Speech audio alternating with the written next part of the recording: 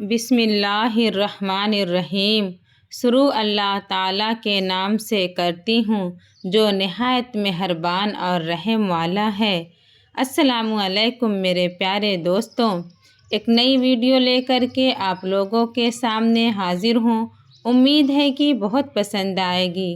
حضرت be be Fatima کے صبر کا واقعہ۔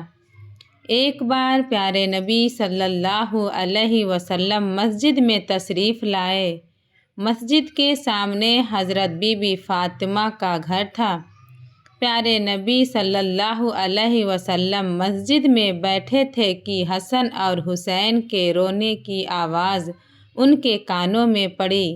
پیارے نبی صلی اللہ علیہ وسلم بہت پریشان ہو گئے کہ حسن اور حسین کیوں رو رہے ہیں۔ نبی صلی اللہ علیہ وسلم وہاں سے اٹھے اور بی بی فاطمہ کے دروازے پر تشریف لے گئے۔ دروازہ کھٹکھٹا کر آواز دی، بیٹی فاطمہ دروازہ کھولو۔ اندر سے پیاری بیٹی بولی، ابو جان دروازہ کیسے کھولوں؟ میرے پاس اتنی بڑی چادر نہیں ہے جو میں اپنے اوپر ڈالوں۔ میری چادر پھٹ چکی ہے۔ میں اپنے پاؤں کو ڈھکتی ہوں تو سر ننگا ہو جاتا ہے اور سر کو ڈھانکتی ہوں تو میرے پاؤں کھل جاتے ہیں۔ پیارے نبی صلی اللہ علیہ وسلم نے جب یہ سنا تو اپنی چادر دیوار کے اوپر سے پھینک دی۔ بی بی فاطمہ وہ چادر اوڑھ کر دروازے پر آئیں اور دروازہ کھولا۔ ہمارے نبی صلی اللہ علیہ وسلم نے اپنی بیٹی کی طرف دیکھا تو بہت ہی پریشان ہو گئے، کیونکہ بی بی فاطمہ کا چہرہ بالکل پیلا ہو چکا تھا، آنکھوں کا رنگ کالا ہو چکا تھا اور بہت ہی کمزور نظر آ رہی تھی۔ پیارے نبی سوچنے لگے، اے میری فاطمہ تجھے کیا ہوا ہے؟ بی بی فاطمہ فرمانے لگیں، اے ابو جان آپ آج مجھے معاف کر دینا۔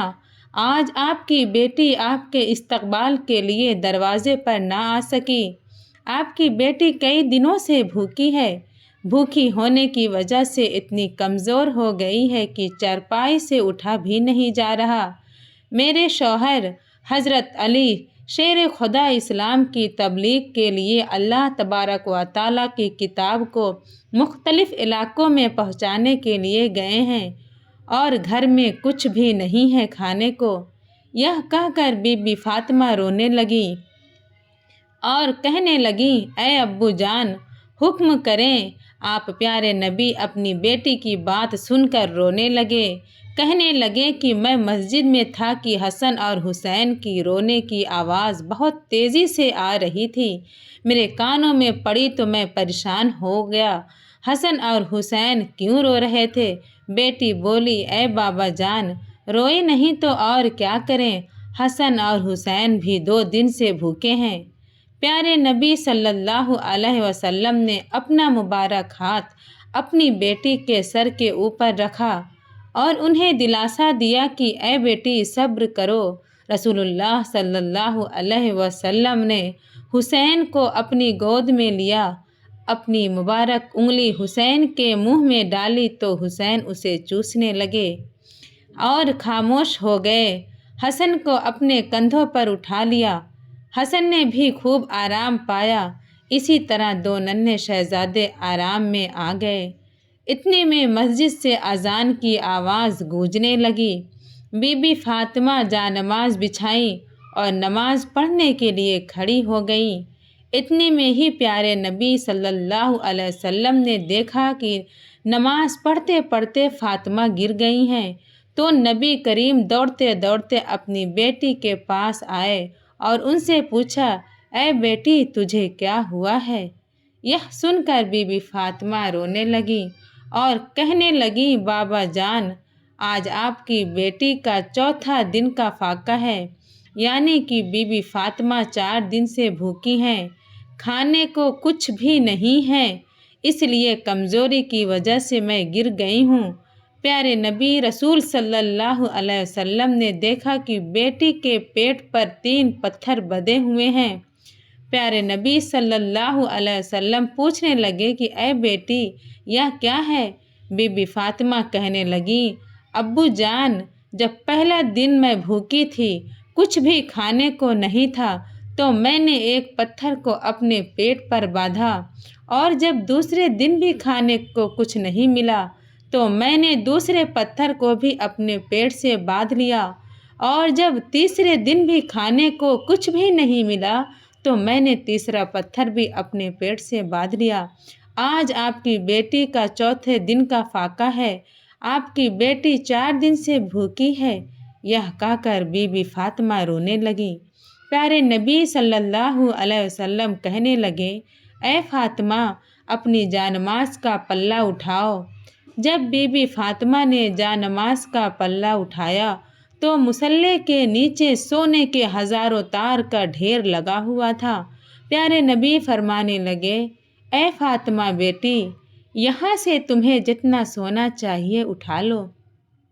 یہ سن کر بی بی فاطمہ نے سونے کو ہاتھ نہیں لگایا اور جانماز کا پلہ واپس رکھ دیا۔ کہنے لگیں، اے ابو جان، مجھے یہ سونا نہیں چاہیے۔ پیارے نبی صلی اللہ علیہ وسلم نے جب یہ دیکھا تو اپنی بیٹی کو گلے لگا لیا اور کہنے لگے، اے فاطمہ، تیرا یہ صبر قیامت والے دن یاد رکھا جائے گا۔ تمہارے شوہر حضرت علی اسلام کی تبلیغ کے لیے مختلف علاقوں میں اللہ تبارک و تعالیٰ کی کتاب کو پہنچانے کے لیے گئے ہیں، اس لیے نبی کے خاندان کے چولہے ٹھنڈے پڑ گئے۔ اے بیٹی صبر کر، اللہ صبر کرنے والوں کے ساتھ ہوتا ہے۔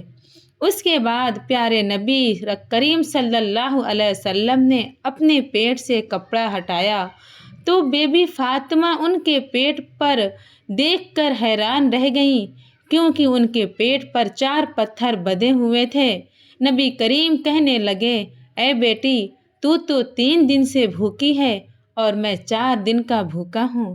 میرا آج چوتھے دن کا فاقہ ہے۔ اپنے پیٹ پر 4 پتھر باندھے ہوئے پیارے نبی کریم صلی اللہ علیہ وسلم آخر ایسا کیوں کرتے تھے؟ ان کا ایسا کرنے کی وجہ کیا تھی؟ وہ چاہتے تو پہاڑوں کو بھی سونا کر دیتے، بھوکے کیوں رہتے؟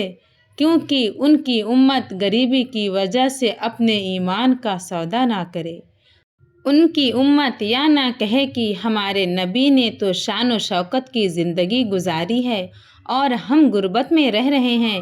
پیارے نبی صلی اللہ علیہ وسلم کی انگلی کے اشاروں پر چاند چلتا تھا، ان کے پسینے کی خوشبو گلابوں میں مہکتی تھی، جس کے اشاروں پر سورج بھی واپس آتا تھا، جن کے اشاروں پر پتھر بھی کلمہ پڑھتا تھا، لا الہ الا اللہ محمد رسول اللہ۔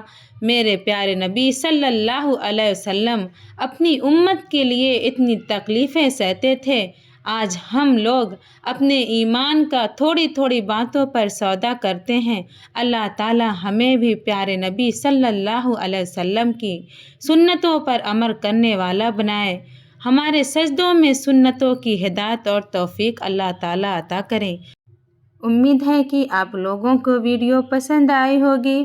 پلیز میرے چینل پر نئے ہو تو سبسکرائب کریں، بیل نوٹیفیکیشن کو بھی پریس کریں تاکہ آنے والی ہر ویڈیو آپ تک جلد سے جلد پہنچے۔ ملتے ہیں ایک نئی ویڈیو کے ساتھ، تب تک اپنا خیال رکھیں۔ اللہ حافظ۔